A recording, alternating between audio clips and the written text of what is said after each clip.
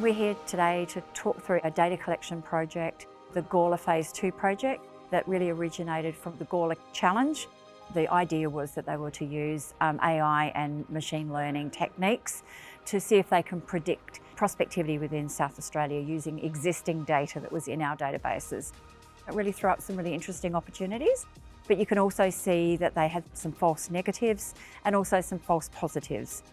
The Gawler Phase 2 project came into being at that point in time where we decided to go out and get some high quality data across that area, and went back and looked at all of our legacy information and made that machine readable and human readable in our databases, and added a lot of extra information so that we could deliver really good quality data to industry, but also be able to future-proof our data set.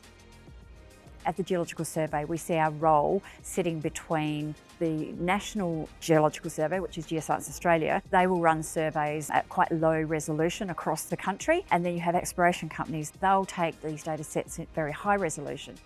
But there's a big gap between that. And the Geological Survey of the state, we need to fill in that gap, attacking some major risks for exploration and mitigating those risks through providing these data sets.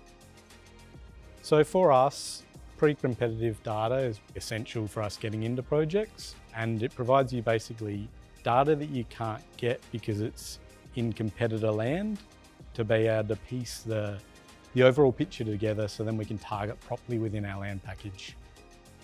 The MT's been quite useful for us to focus on that sort of craton margin.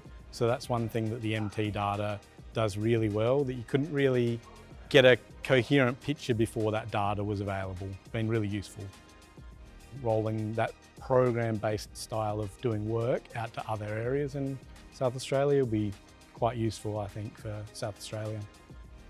The geological insight is of immense importance to exploration companies that don't have the resources to do a lot of that work for themselves. We're very excited to be able to provide this information to stimulate exploration activity in this part of the Craton. You know, it's an extremely prospective part of South Australia. We already know that we've got some really good gold deposits there and some gold mines, but I think what excites us is the fact that potentially explorations could come in, discover as quickly as possible and move into that mining situation.